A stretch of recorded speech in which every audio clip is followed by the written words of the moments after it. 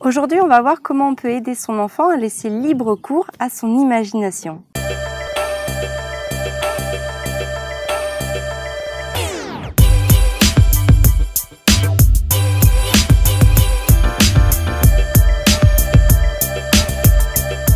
Il y a une grosse période entre 0 et 6 ans où c'est vraiment important d'apporter beaucoup de concret à l'enfant, de l'aider en tout cas dans sa démarche, entre faire le lien entre le faux et le vrai, entre le réel et l'imaginaire.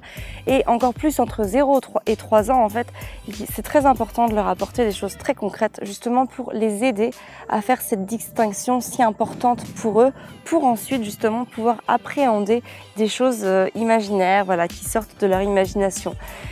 Entre 3 et 6 ans, l'enfant va se construire d'autant plus et justement va commencer à faire ce lien entre ce qui est vrai et ce qui est faux. Et on le voit tout à fait avec Arthur qui a donc 3 ans et demi actuellement.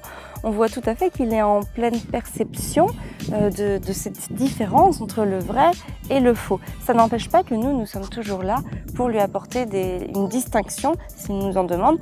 Et à l'inverse, quand il nous invite dans son jeu, on peut aussi rentrer dans son jeu sous forme de jeu de rôle en fait. À mon sens, raconter des histoires qui sont ou qui ont été inventées par des adultes et les faire passer pour vraies auprès des enfants, ça n'apporte absolument rien à part de la confusion dans l'esprit de l'enfant. L'enfant sera d'autant plus capable de faire la différence entre ce qui est vrai et ce qui ne l'est pas si on lui apporte vraiment un support concret, des aides concrètes par rapport à tout ce qu'on peut utiliser dans le quotidien, c'est-à-dire dans le choix des histoires, dans le choix de ce qu'on va lui raconter. Tout ça, c'est vraiment très important que tout s'ancre dans la réalité, surtout entre 0 et 3 ans. Jouer sur la naïveté de l'enfant, ça peut vraiment être à double tranchant. On peut avoir une perte de crédibilité en tant qu'adulte, le jour où l'enfant va découvrir la vérité.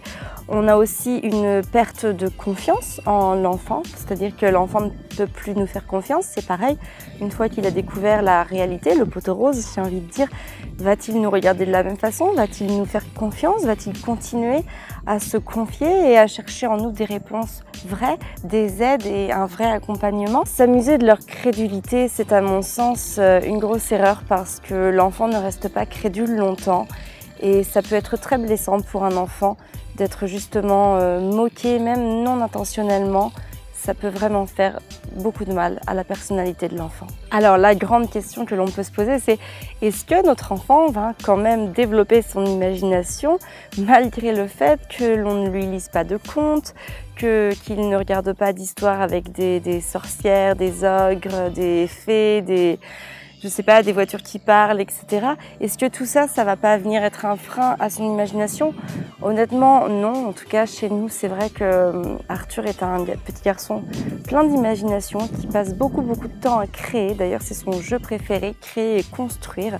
Se raconter des histoires aussi. Il a 3-4 peluches, on n'en voulait pas beaucoup, donc il en a 3-4 qui sont très représentatifs de la réalité. Encore une fois, il a une tortue, un chien, un chat et un lion, je crois de mémoire. Et ce sont de vrais animaux en fait, en peluche.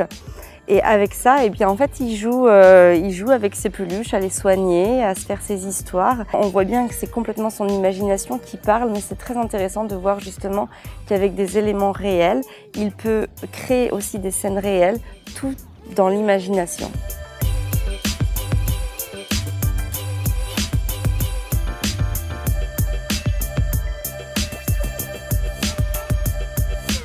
Avec Fabien, en tout cas, on est d'accord qu'il faut que l'on reste en dehors de l'imaginaire de l'enfant, que l'on ne rentre pas dans son monde et que l'on n'intervienne pas non plus quand il se raconte quelque chose.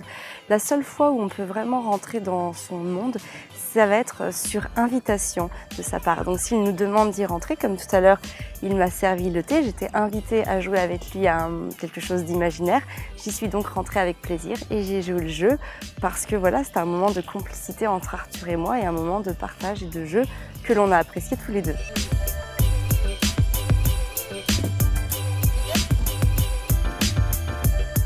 En tout cas, notre rôle avec Fabien, c'est vraiment d'aider nos enfants à faire la distinction entre le réel et l'imaginaire. C'est leur apporter l'aide qu'ils vont avoir besoin pour justement répondre à leurs questions, leurs questionnements, tout ce qui va se passer dans leur tête et leur cheminement.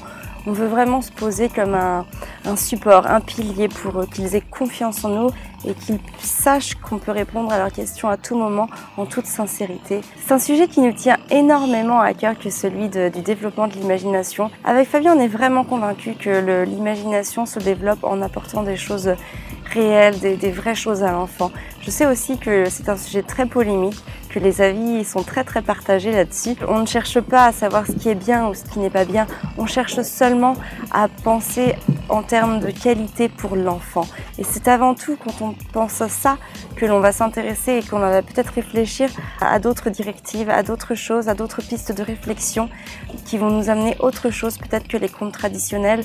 En tout cas, certains contes pour moi sont complètement inappropriés quand on perd ses enfants, quand on fait intervenir des ogres, des fées, etc. Ça peut faire peur et ça peut être une source aussi d'angoisse pour les enfants. Sur ce, je vous souhaite une très belle soirée et prenez soin de vous et de vos enfants.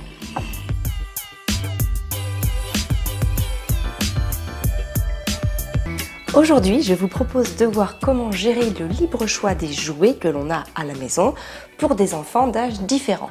Notre problématique actuelle, c'est que Gaspard se déplace maintenant à quatre pattes, il le maîtrise et pour le coup, il touche absolument tout ce qu'il y a à son niveau. Donc dans le choix des jouets que l'on avait avant qu'il se déplace, c'était partout pour Arthur et dans le Nido